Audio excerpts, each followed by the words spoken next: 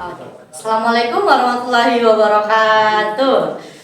Oke guys, kembali lagi bersama kita iWorld Kreatif dengan saya Adina Dewi Sunaria Putri bersama narasumber kita yaitu Herdi. Herdi. Oke. Jadi untuk di konten pertama kita kali ini kita akan membahas tentang rumah 1870.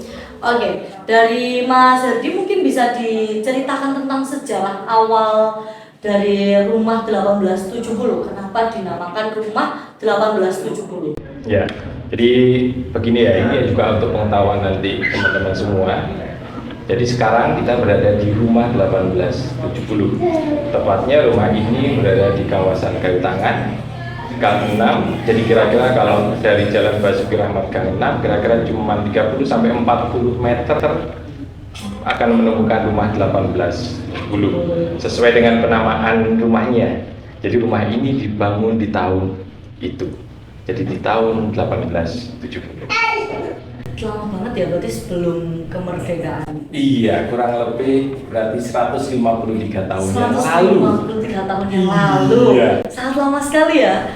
Iya, seperti Dinda lihat bahwa jadi mungkin ini juga menjadi educational knowledge ya buat kita semua bahwa Malang juga punya rumah khas dengan sebutan Hamure Wong Alam.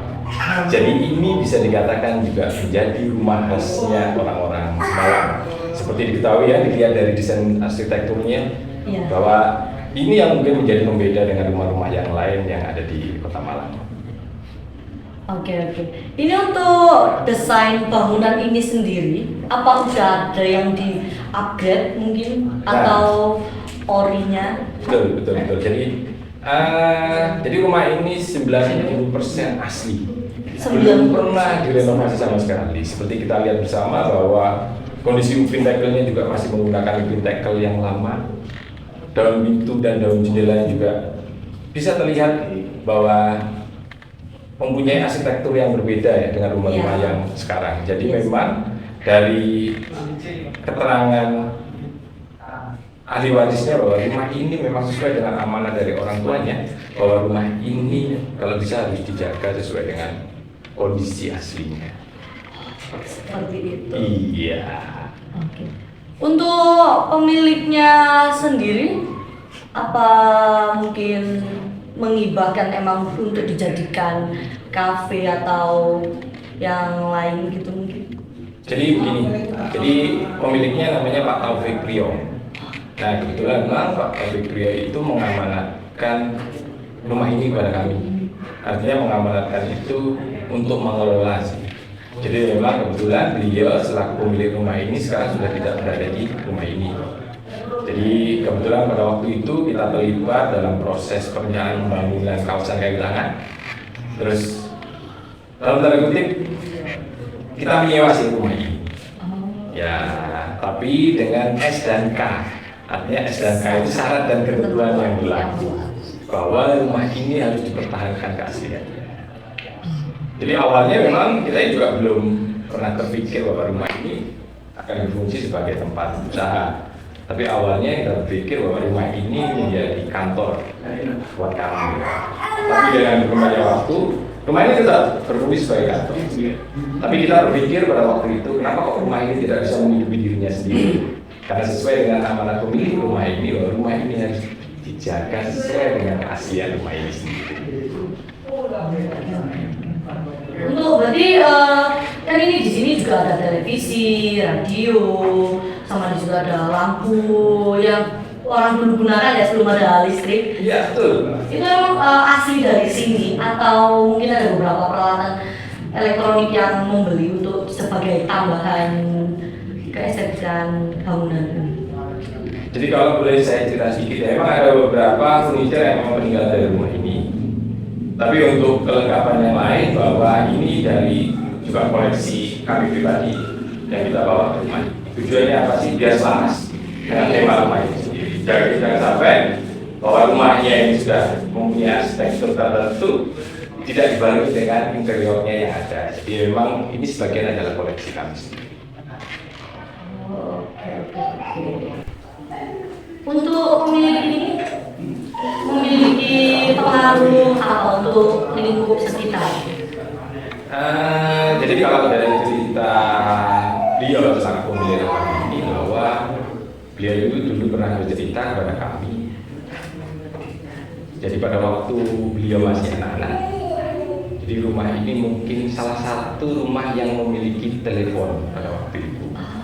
Jadi seperti kita tahu ya, jadi memang informasi teknologi mungkin belum berkembang seperti saat ini ya. Kita sudah setiap orang mempunyai alat komunikasi masing-masing. Jadi zaman itu memang karena salah satu pemilik alat komunikasi tersebut. Jadi seringkali bahwa tetangga-tetangga yang mendapat informasi dari keluarganya yang jauh itu menelpon ke rumah ini untuk bisa menghubungkan atau dipanggilkan keluarganya. Jadi memang pada waktu itu terlihat kalau beliau cerita bahwa kekerabatan atau bisa dikatakan bahwa ya itulah sifat asli orang-orang kampung, jadi punya toleransi dan kekeluargaan yang sangat tinggi. Berarti ya orang-orang itu minta tolong untuk komunikasi kecil. Di sini memang cuma satu-satunya yang punya telepon genggam pada saat itu. Bukan, telepon rumah. Telepon rumah, iya, macam itu kan rumah telepon rumah. Telepon genggam itu kan ada kurang lebih di atas tahun 90-an ya. Iya. Telepon rumah. Mungkin bacanya belum tahu ya, kalau dulu telepon genggam itu ukurannya besar. Belum tahu ya. Belum ngerti ya. Mungkin ada teman kita ya yang menggunakan itu. Yang kayaknya pernah tahu sih. Lupa gitu.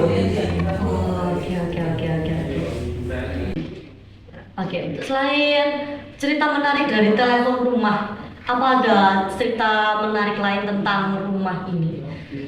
Nah, jadi begini, Pak Taufik itu juga pernah bercerita kepada kami.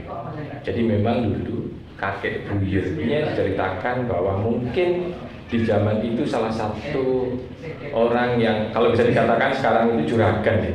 Juragan alat transportasi pada waktu itu satu-satunya adalah delman, kalau bisa kita katakan itu delman atau dokar kalau orang-orang sekarang itu mengenalnya dokar. Jadi bisa dikatakan bahwa mungkin pada waktu itu kakek buyutnya adalah salah satu juragan dokar di Kota Malang. Jadi beliau juga pernah menceritakan bahwa di belakang rumah ini juga menjadi kandang kuda. Jadi memang rumah ini kalau ceritanya beliau mungkin sebelum sepadat sekarang ya. Jadi memang dulu kalau kita bicara alat transportasi mungkin ya itu salah satunya alat transportasi yang digunakan pada waktu itu.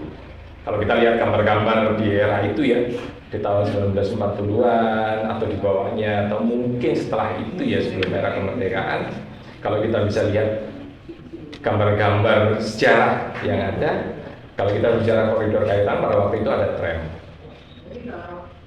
Tapi ada alat transportasi yang lain yang digunakan masyarakat pada waktu itu. Apa itu? Ya, dokar. Nah, itu yang diceritakan beliau kepada kami. Jadi kakek buyutnya mungkin bisa dikatakan adalah salah satu juragan. Juragan itu bahasa Indonesianya apa ya? Kayak bosnya, kayak bosnya gitu lah. Nah, bos lah, pemilik ya, pengusaha. Iya, pengusaha. Pengusaha transportasi pada waktu itulah. Berarti emang cukup dikenal banget berarti untuk rumah 1870 ini pada zaman itu. Iya. Dikenal banget. Kalau ceritanya beliau iya. Nanti bisa disunting di atas. Oh bisa, Boleh. Oke, mungkin kita ada lanjut part 2-nya mungkin ya. Nah, nanti kelanjutannya biar Mas Niko yang nganterin ke atas ya. Iya, kita nanti kita kenalan dengan partner lain ya. Betul. Oke, boleh. Cukup menarik bangunan ini ya ternyata teman-teman. Menarik, sesuai dengan penamaannya rumah 1870. Sangat menarik. Oke, mungkin sekian dulu untuk pengetahuan atau apa ya? Ya pengetahuan tentang rumah ini ya 1870 emang ternyata sangat menarik sekali ya teman-teman di sini. Sempat kagum banget sih ternyata dari ini atas ini sih yang bikin bener-bener kayak menarik banget. Oke teman-teman, terima kasih buat semuanya yang udah nonton. Terima kasih juga buat Mas. Sama-sama Dinda. Mas Herdi. Iya Mas Herdi, terima kasih banyak udah berbagi pengetahuannya tentang rumah ini. Oke, sekian. Wassalamualaikum warahmatullahi wabarakatuh. Waalaikumsalam warahmatullahi wabarakatuh.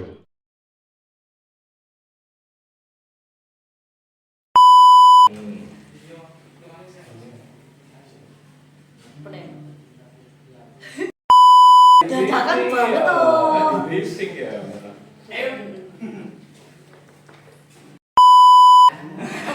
Oke.